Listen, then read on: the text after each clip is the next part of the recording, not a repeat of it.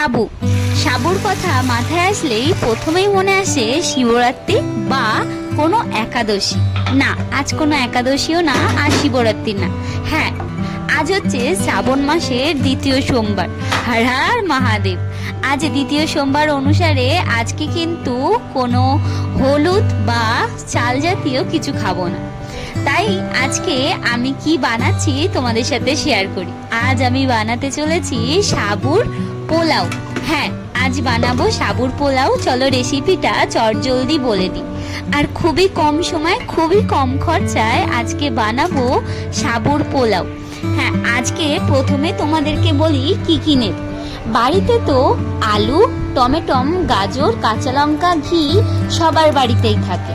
শুধু বাইরে থেকে আনতে হবে কিশমিশ, কাজু আর তার সাথে সাবু। সাবু যদি ঘরে থাকে তাহলে তো কোনো ব্যাপারই নেই। আমি আজকে সাবু নিয়েছি 250 গ্রাম মতন, আর নিয়েছি 2 চামচি ঘি। ঘি কড়াইতে দিতেই গরম হতে আমি নিয়ে নিয়েছি এখানে কালো সর্ষে। এখানে সাদা সর্ষেও ইউজ করা যাবে, কোনো ব্যাপার না। আর নিয়েছি 6 থেকে 7টা কারি পাতা। আর নিয়েছি ছোট ছোট একদম পোস্তর মতন কেটেছি আলু, আর কেটেছি গাজর। আর নিয়েছি 3টে কাঁচা লঙ্কা। এটা তোমরা কুচিয়েও দিতে পারো বা গোটা চিড়েও দিতে পারো বা গোটাও দিতে পারো, যে যেমনি ঝাল খাবে সেরকম কাঁচা লঙ্কা দেবে। এখানে ঝাল টক মিষ্টি মতনই হবে। আমি টমেটোটা একদম ছোট্ট ছোট্ট করে কেটে রেখেছি। এখন দেব না, কারণ এখন দিলে এটা ঘেটে যাবে। এটা পরে টমেটোটা দেব। এখানে টমেটম তোমরা বড়ও দিতে পারো। আমি একটা ছোট্ট টমেটম নিয়েছি। আমি দেওয়ার পর আমি আলু এবং গাজরটা কাঁচা লঙ্কার সাথে ভালো করে ঘিয়ে ভেজে নিয়েছি।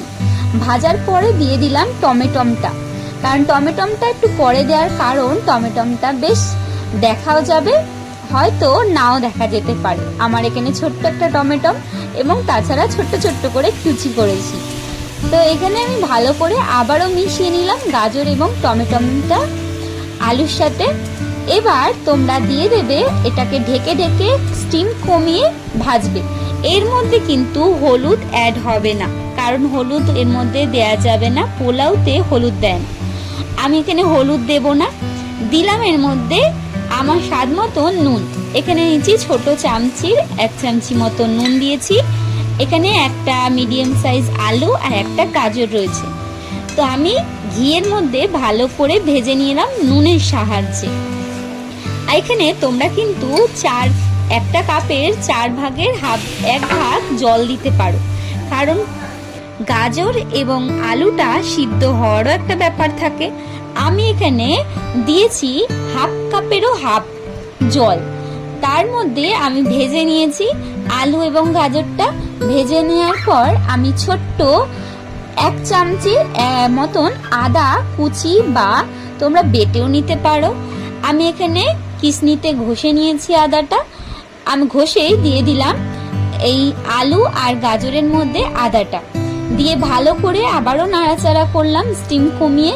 তারপরে ঢাকা দিয়ে দিয়েছি, আর ঢাকা দিয়ে বারবার করে 5 মিনিট অন্তর অন্তর খুলেই দেখছি যে আলুটা সিদ্ধ হচ্ছে কিনা। যতক্ষণ না আলুটা সিদ্ধ হচ্ছে ততক্ষণ ঢাকা দিয়ে ভাজতে হবে এই সবজিটা।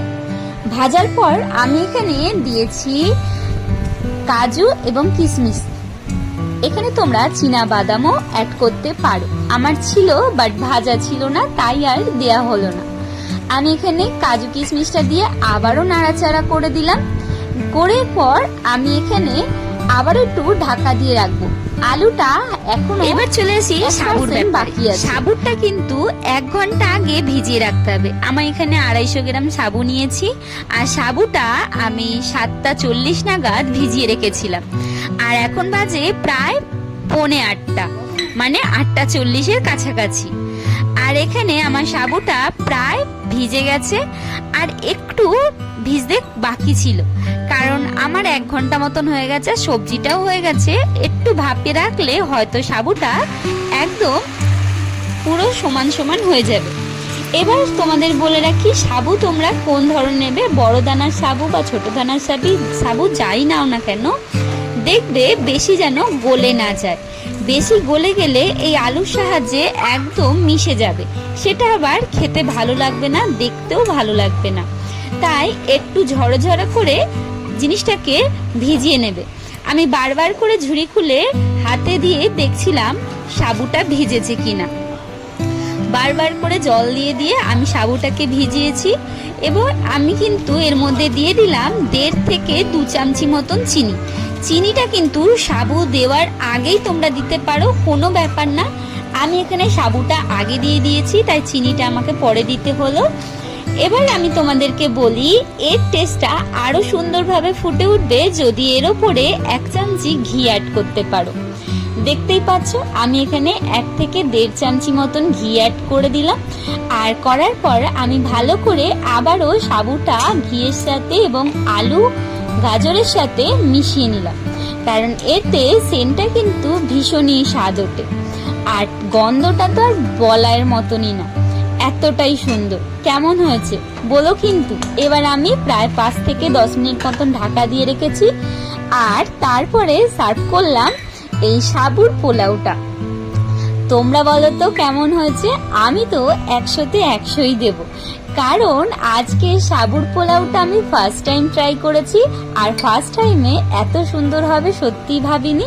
তোমরা কিন্তু যারা জানো না তারা কিন্তু করে দেখতে পারো কেমন হলো রেসিপিটা। অল্প সময় অল্প খরচায়, আর এই সোমবার বা শনিবার বা কোনো অকেশনে বা কোনো পুজো আসার দিনে তোমরা কিন্তু এই নিরামিষ সাবুর পোলাওটা করতে পারো, বা শিবরাত্রিরেও তোমরা খেতে পারো যদি যারা ভাজা খেতে চাও তারা। কমেন্টে জানিও কেমন।